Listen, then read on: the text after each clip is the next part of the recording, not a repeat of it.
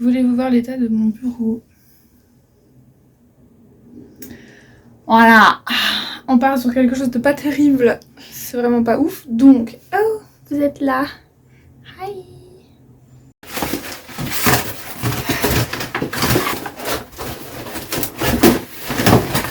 Oui.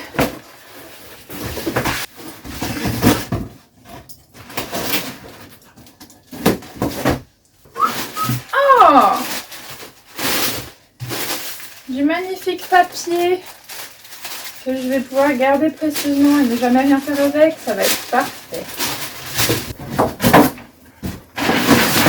Oh, plus de papier. Ah.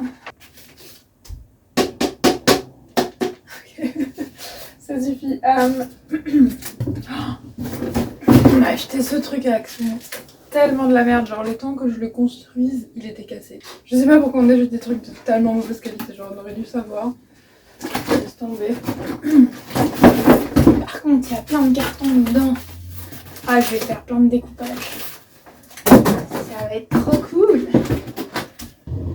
Araignée. Et pourquoi tu habites ici, mademoiselle?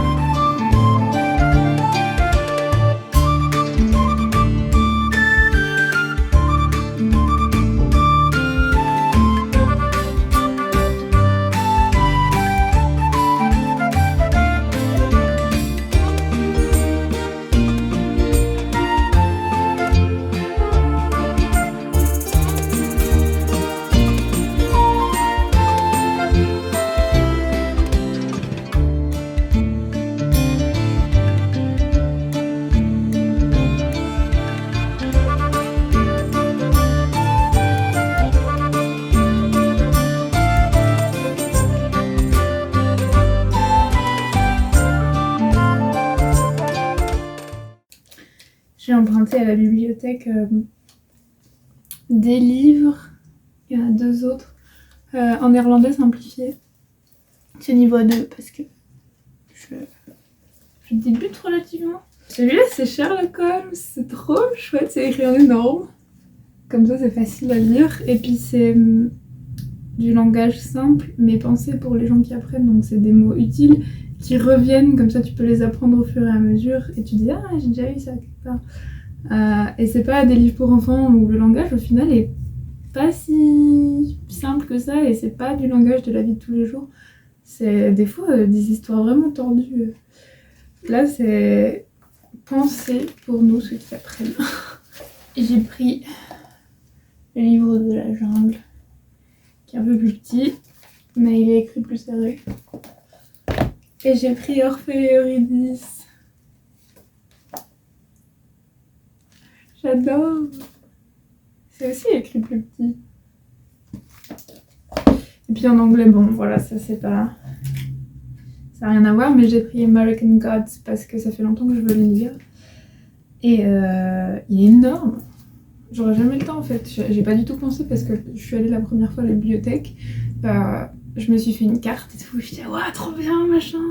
Je vais emprunter plein de livres et tout. Donc j'ai pris, en plus de ces 4 là, j'ai pris La Peste de Camus que je suis en train de lire là.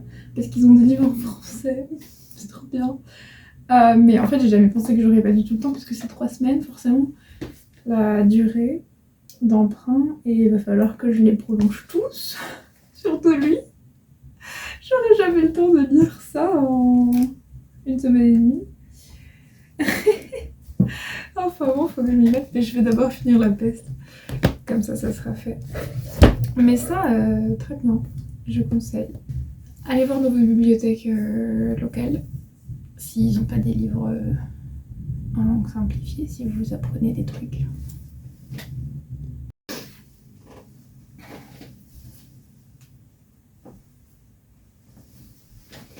Je me suis réveillée ce matin et je me suis dit que c'était un jour pour être un hobbit. Donc soyons un hobbit. J'ai envie de vous parler de livres. Parce que c'est la chose que je préfère faire dans la vie, c'est parler de livres. Quand je lis un livre que j'aime bien, je ne la ferme jamais, d'accord ? J'ai 4 livres que j'ai lus cet été. Non, c'est un mensonge, il y en a un que j'ai pas lu cet été, mais... J'ai lu beaucoup cet été. Et des chouettes choses, et ça c'est cool. Mais bon voilà, j'ai 4 livres à vous proposer, enfin à vous présenter. Il y a un peu de tout, il y a un classique, une nouvelle littérature, enfin ça vient de sortir, un fantasy et un essai. Et par ordre chronologique, le premier que j'ai lu, mais je pense que c'était en mai, en mars ou en avril ou en mai. Je vais vous faire deviner. Un classique écrit par une femme milieu 19e. C'est le prénom de l'héroïne, le titre du livre et c'est écrit à la première personne. C'est une anglaise. Bon, c'est Jane Eyre. C'est le 2e livre des Brontë que je lis. C'est mon premier de Charlotte, mais j'avais lu Léo de Hurlevent par Emily Brontë. Pas tout à fait la même vibe, mais quand même l'esprit un peu dramatique, gothique, tempête et tout ça, on le retrouve bien. J'ai vraiment adoré Jane Eyre, c'était très très chouette. C'est un des seuls classiques que j'ai lu qui est à la première personne et on est tellement à l'intérieur des pensées du personnage. Donc il y a ces terribles descriptions super belles, très littéraires comme d'habitude dans les autres livres que j'ai lus de cette période et à peu près de ce même style. Et puis d'un coup, t'as la première personne qui débarque et au début ça me sortait un peu du truc, j'étais là, ah oui c'est vrai que c'est un personnage qui nous parle directement comme ça, que c'est elle la narratrice. Et puis au fur et à mesure ça m'a vraiment fait rentrer dans l'histoire beaucoup plus. Donc l'histoire c'est Jane qui est élevée par une orpheline élevée par sa tante qui la déteste. Et donc sa tante l'envoie dans un pensionnat pour filles aux conditions absolument affreuses. Et puis après le pensionnat, elle devient gouvernante dans une maison bourgeoise chez Monsieur Rochester pour une petite fille francophone d'ailleurs. Et donc c'est l'histoire d'amour entre Jane et Monsieur Rochester et les bruits mystérieux dans le grenier, qu'est-ce que ça peut bien être, et comment est-ce qu'on fait pour rester fidèle à soi-même dans des environnements qu'on ne connaît pas, etc. J'ai vraiment beaucoup aimé, j'ai pleuré. Ah, attendez, je vais vous retrouver. Il y a une phrase que j'adore. Donc, Jane pense que Monsieur Rochester ne l'aime pas et la méprise, etc. Et Monsieur Rochester la détrompe et il dit Your mind is my treasure, and if it were broken, it would be my treasure still. Ton esprit est mon trésor, et s'il était cassé, il le resterait. Je trouve ça trop beau, et vraiment, je sais pas, personnellement, c'est les mots que j'ai envie qu'on me dise. Que c'est pas grave si t'es folle, je t'aime quand même. Voilà, Jane Eyre, très très beau. Je n'utilise pas de système d'étoiles, mais voilà. Il reçoit le pouce. Le deuxième livre que j'ai lu, mais ça c'était pour le coup, c'était vraiment pendant l'été, c'était en juillet. Qui en a parlé? Emma, de la chaîne YouTube Amy Reads, en a parlé. Et donc j'ai été le chercher à Waterstone, puis je l'ai pas trouvé. Et je vais voir le mec et je lui dis mais vous l'avez pas et tout. Et il me fait bah si, regardez derrière vous. Et en fait c'était sur les étalages de nouveautés parce qu'il venait de sortir. C'est pour ça que je l'ai en grand format au lieu de poche. D'habitude j'achète toujours des poches, mais bon là j'ai un peu craqué mon slip. Mais regardez, sans la jaquette, comment il est trop beau. J'adore. Voilà, très beau livre. Donc c'est une autrice qui est anglo-cambodgienne, Attends, c'est quoi le mot? Moi, je suis truc mu. Bon, bref, vous avez compris. Et donc, le pitch, c'est le gouvernement anglais a trouvé le voyage dans le temps. Ils l'ont découvert, on ne sait pas comment. Et donc, pour voir si ça marche et voir ce que ça fait sur le corps humain, ils vont chercher 5 personnes dans le passé, à différents moments de l'histoire. Et ils les ramènent dans le monde moderne, à Londres. Pour s'adapter à la vie moderne, ils ont chacun un bridge, donc un pont, une personne de référence qui va les accompagner. Il y a un monsieur qui vient de 1916, je pense qu'il y a une suffragette, peut-être que j'invente. Et nous, on suit 1847, qui est un explorateur arctique, un explorateur de l'Arctique, qui se retrouve du coup propulsé dans le Londres moderne, et même un peu plus, ça se passe un peu dans notre futur, parce qu'il y a des événements que nous, on n'a pas encore connus, et que eux connaissent. Et donc c'est vraiment très beau, c'est tout un questionnement sur le langage, comment on l'utilise maintenant, et ce qu'on ne dit plus, et pourquoi dans le passé ils le disaient, pourquoi ils utilisaient ces mots-là, comment le langage change. C'est aussi toute une réflexion sur notre vision du passé, que les hommes et les femmes du passé ils sont dans notre tête plutôt en 2D, et qu'au final on réalisait ben non, c'était vraiment des vraies personnes qui étaient pas stupides, et que c'est parfois plutôt nous qui ne comprenons pas leur mode de fonctionnement. Très beau, j'ai aussi pleuré, je pleure à tous les livres que je lis, c'est terrible. J'ai aussi pleuré, c'était vraiment très chouette. Putain, c'est écrit gros. Bon, anyway, il reçoit le pouce également. Le troisième livre que j'ai lu, c'est mon papa qui me l'a offert, ça s'appelle Quand les plantes n'en font qu'à leur tête.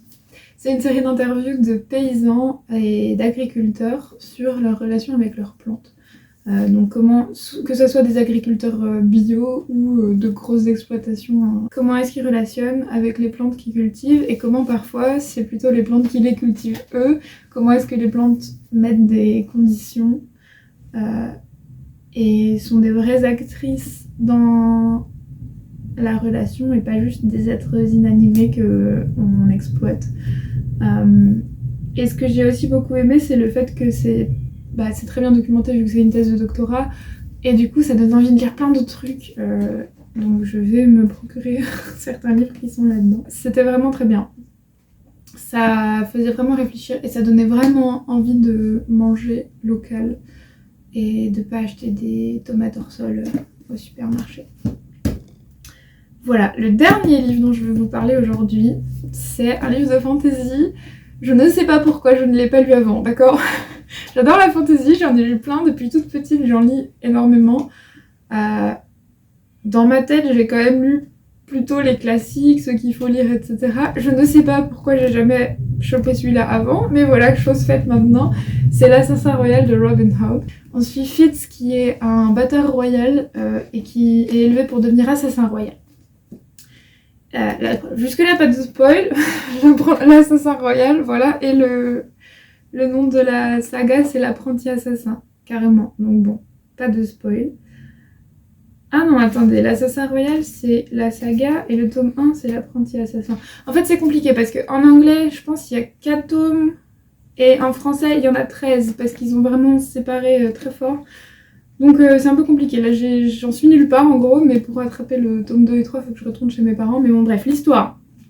Donc Fitz, c'est notre apprenti assassin, on voit comment toutes les intrigues de cour, toutes les conspirations, comment le roi le manipule, comment le roi se fait peut-être manipuler, etc. Donc c'est du medieval fantasy, et en plus de ça, il y a une dimension évidemment de magie, puisque c'est de la fantasy. Et je vais pas trop spoiler, mais ça m'a vraiment plu. Il y avait toute une histoire avec des chiens. C'est trop mignon. J'ai aussi pleuré, putain, mais c'est pas possible. Je pleure à tous mes livres. Mais bon, parce que les histoires de chiens, franchement, je résiste pas. C'était très très bien. Et j'ai hâte de lire le tome 2. Mais il faut que je l'achète en France, parce qu'ici il n'y a pas de librairie francophone, évidemment. Et j'ai pas envie de le commander sur internet. Voilà, donc j'ai mon petit truc là. J'avais essayé d'en faire 2, mais je sais pas pourquoi le deuxième, j'ai vraiment pas réussi du tout. Mais bon, ça fera l'affaire. Je l'ai primé hier. Je pense qu'on va partir sur celui-là avec le lièvre, parce que pour l'instant je suis en mode lièvre. Donc il faut juste que je m'entraîne à dessiner un lièvre de la bonne taille. Quel on va prendre celui-là. Bon, j'ai dessiné un petit lapin, il est pas ouf. Il est pas très beau, je pense qu'on va le faire. Ok, il est déjà un peu mieux. Bon, on va tenter direct sur le machin. Pas fan de la dernière patte là. On dirait qu'il est mort. Ok, on est pas mal.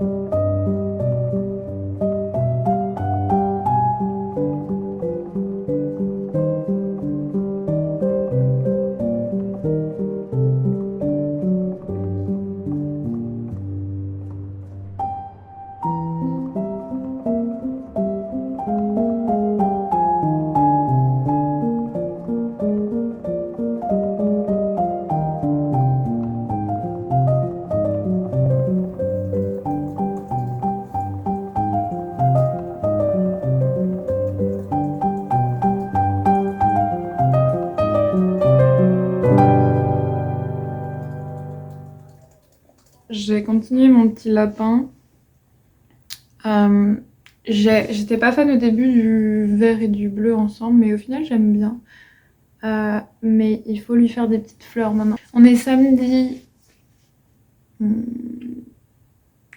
14, samedi 14. Et demain je pars chez mes parents.